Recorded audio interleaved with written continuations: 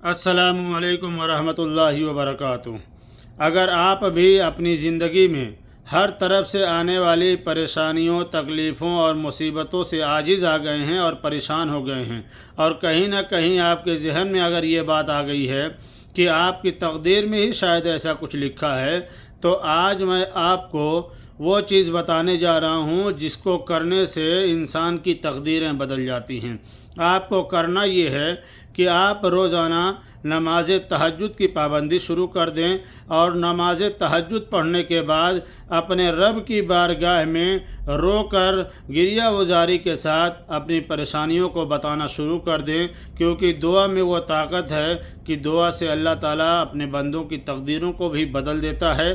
तो आपसे गुजारिश है कि अगर आपको हमारा ये वीडियो अच्छा लगे तो आप अपने चाहने वालों के साथ शेयर करें, और अगर आप नए हैं तो आप इस चैनल को सब्सक्राइब करें।